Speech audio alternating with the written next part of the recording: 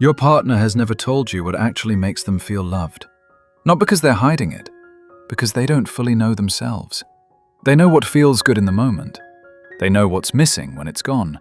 But the specific things, the small, exact behaviors that make someone feel genuinely chosen rather than just cared for, those almost never get named. And here's what most people miss. It's not about effort. You can be completely committed to someone, show up every day, never miss a birthday, and still have them feel something quietly missing. Something they can't name, so they don't bring it up. The gap isn't love. It's translation. Most people have been loving out loud. Nobody taught them to check if it was landing. 1. They want you to remember the small things, without being reminded. Your partner mentioned something offhand 3 weeks ago. A stressful work situation. A conversation with a friend that left them unsettled. Something they were sitting with. And then life moved on. But here's what most people don't realize. They're still carrying it. And when you bring it up, not because they reminded you, but because you were paying attention, something shifts. Not because the problem is solved, because they realize you were holding it with them, even when they weren't talking about it. Researcher Shelley Gable spent years studying what she called capitalization, the way people share good news and small moments with their partners. What she found wasn't about the big conversations. It was about the follow-up. The partners who felt most loved weren't the ones whose partners showed up for the dramatic moments. They were the ones whose partners came back to the small ones, unprompted, days later. Not the hospital visit, the thing from 3 Tuesdays ago. There's one thing on this list, we'll get to it last, that almost no one does, and it's the one partners feel the most. But it only works if the first 5 are already there. 2. They want you to be curious about who they're becoming, not just who they are. You know your partner. You know their history, their habits, their opinions on most things. And at some point, without either of you noticing, that knowledge became a fixed picture. You stopped asking questions. Not because you stopped caring, but because you assumed you already had the answers. Here's what's uncomfortable about this. People change. Slowly, in ways they don't always announce. And when someone stops being curious about who you're turning into, it doesn't feel like comfort. It feels like being seen through instead of seen. Researcher Arthur Aaron found that couples who regularly engaged in novel, challenging activities together, not just comfortable routines, reported significantly higher relationship satisfaction. But here's what most people miss about that finding. The novelty wasn't about the activity, it was about discovering something new about each other. The activity was just the vehicle. But the previous 2 happened slowly, over time. This next one happens in a single moment, and most people blow it without realizing. 3.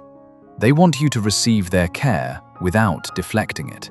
Your partner does something for you, makes you food when you didn't ask, notices you're tired and says something, reaches out when you've gone quiet, and you say, "Oh, you didn't have to," or "I'm fine," or you redirect the conversation before they can finish the gesture.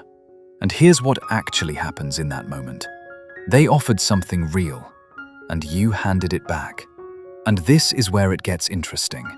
Because most people deflect care out of the same instinct that makes them good partners.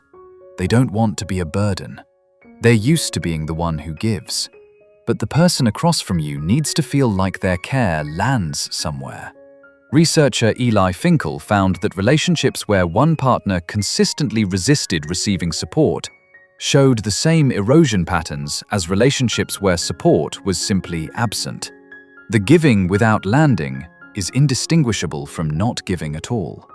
And hey, if any of this is landing for you, hit like and subscribe. That's how we reach more people who actually want to understand what's happening beneath the surface. 4. They want you to choose them in public. In small ways, not declarations, not performances. Small, ordinary moments where you could have gone either way, and you chose them. You mentioned them to a stranger in a way that made it clear they matter. You turned toward them in a group conversation when you could have turned anywhere. You made a small decision that said, "I'm thinking about you, even when I don't have to be." Here's what nobody tells you about this. Your partner notices these moments more than they notice the big ones. Because the big ones are easy to explain. Of course you'd show up for a crisis. Of course you'd come to the important thing.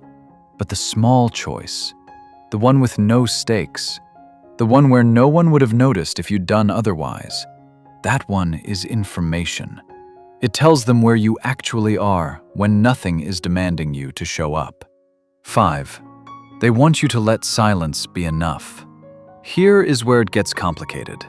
Most people in relationships feel pressure to fill silence, to be interesting, to be present in an active way, to demonstrate that they're engaged.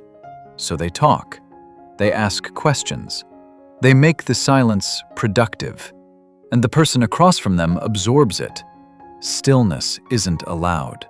That being together requires performance, that they can never just exist without generating something. Psychologist John Gottman found that couples with the highest long-term satisfaction weren't the ones who talked the most. They were the ones who had developed the ability to be quietly together, without it feeling like distance. The silence wasn't absence. It was a form of presence that didn't ask anything of either person.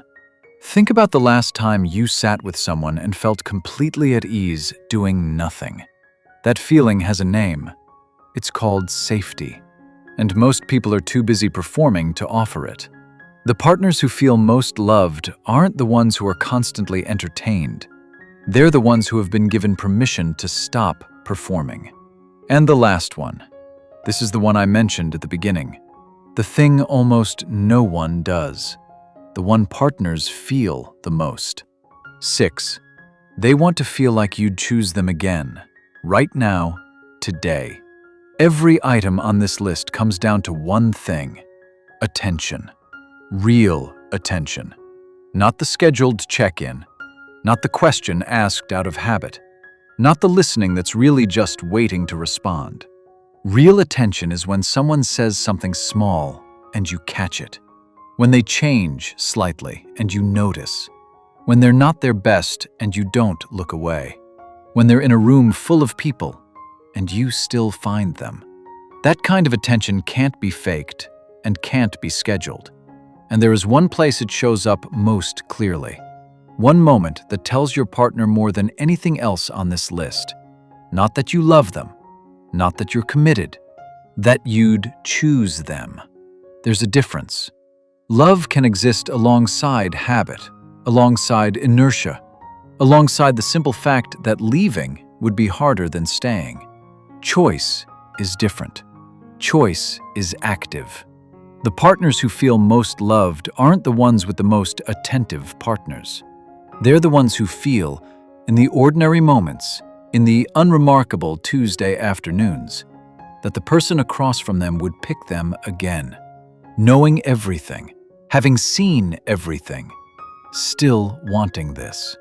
When that feeling is present, everything else on this list lands differently. When it's absent, none of it is quite enough. The signals you needed to send have been there the whole time. The question isn't whether you felt them, it's whether they felt them. And if any of this landed, good. Seeing this doesn't make you someone who got it wrong. It makes you someone who stopped assuming love was enough on its own and started paying attention to whether it was actually being received. Most people never make that distinction. You just did. Which one of these did you recognize immediately? And which one made you think of a specific moment you wish you'd handled differently? Tell me in the comments.